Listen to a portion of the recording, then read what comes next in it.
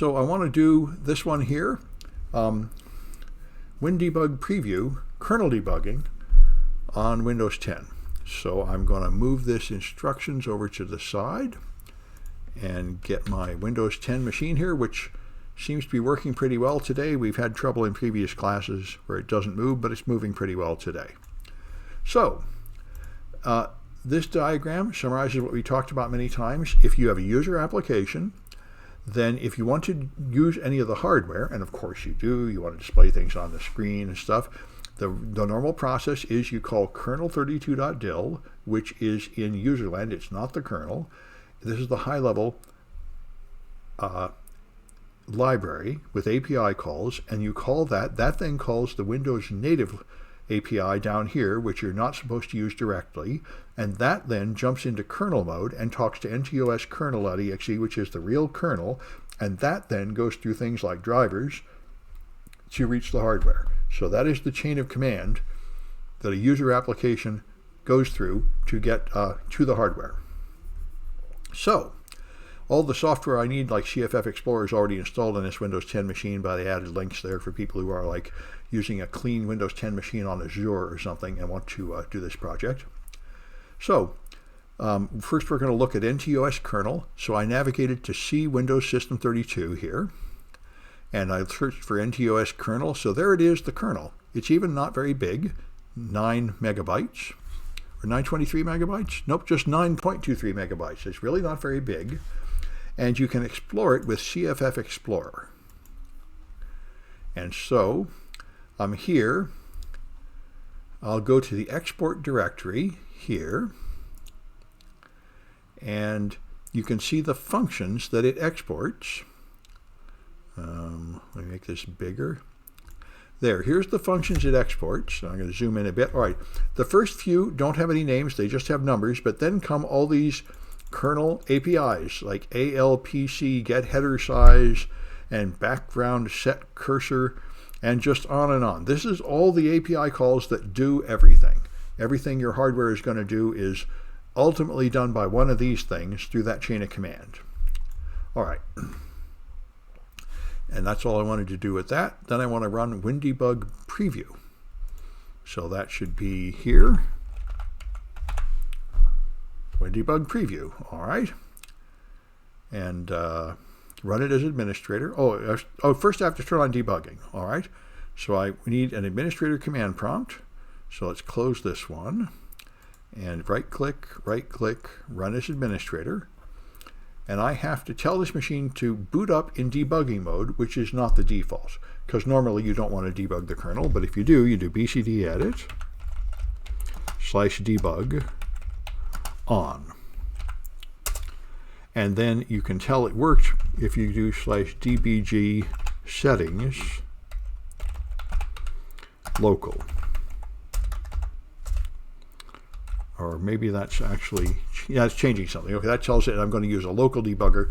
You could specify that I'm going to connect over a network connection to another machine or a serial port or something. So that should do it. And now I have to restart the machine to make sure that takes effect.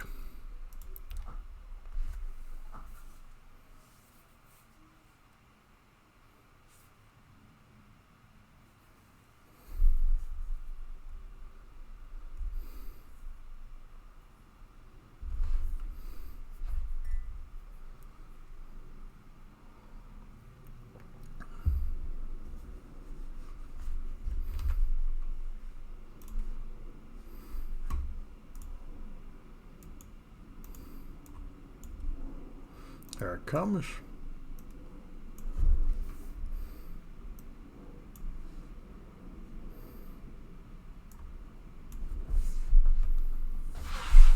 Okay.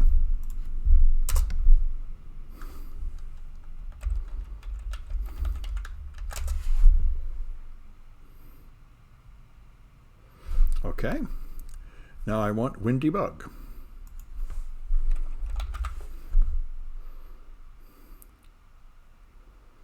WinDbg preview, and run as administrator. You have to have administrator rights to debug the kernel.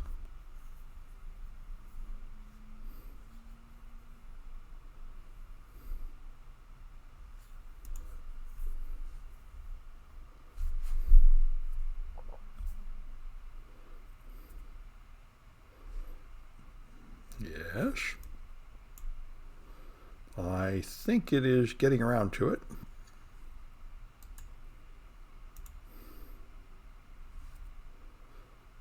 Oh, good. There it comes. Okay.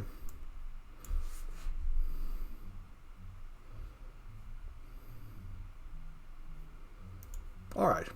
So here's WinDbg preview. So it is file attached to kernel.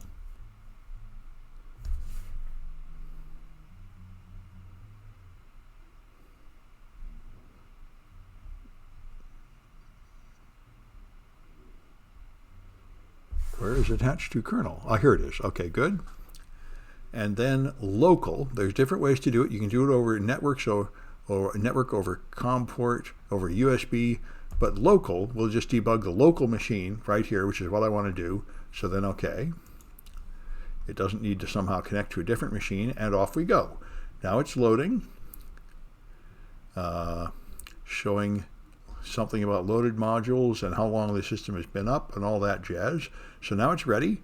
Now I can do LM to see loaded modules.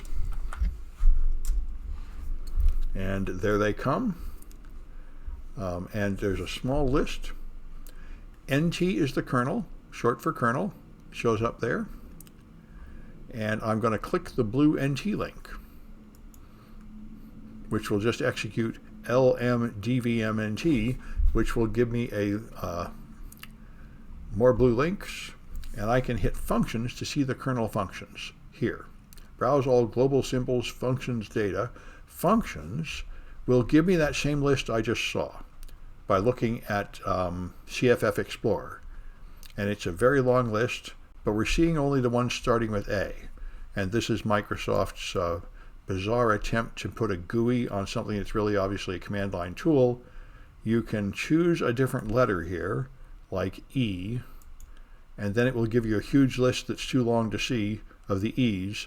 So I don't know why they bother to pretend this is not a command line tool. This way to use the mouse is very strange and not exactly helpful. But anyway, that's what you get. And it's actually just executing command line commands, which are the way to do it. And you can see them, if I can get back to the start of the E's there. This is the command, xdfnt bang E star. So just learning the command line commands is the really efficient way to do this.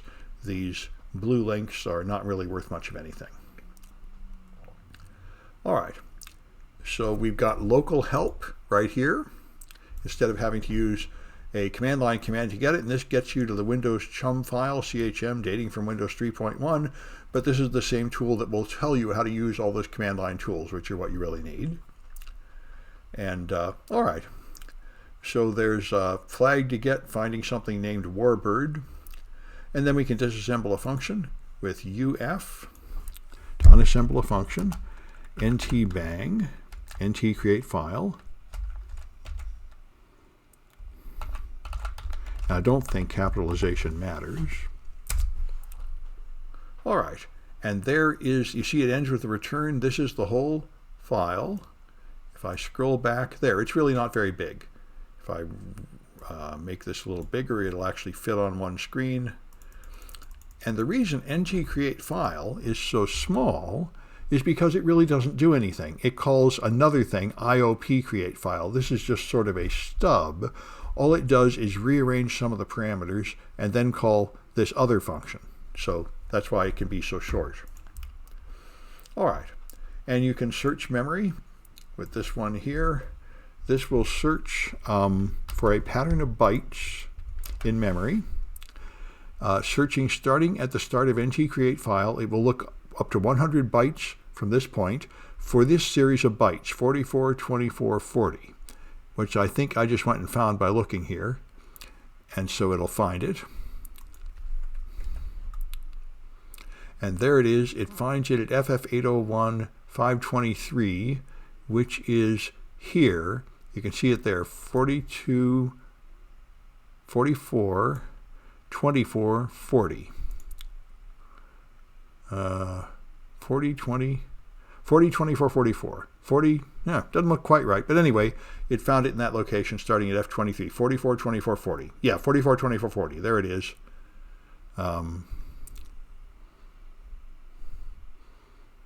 44, 24, 40. There.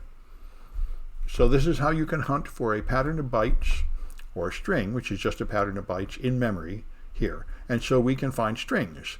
With S minus SA, this will find readable strings. And when I wrote this project, I was hoping to redo the project where you modify userland code in this thing, but I found it very difficult to do in WinDbg. But the SA will find ASCII strings.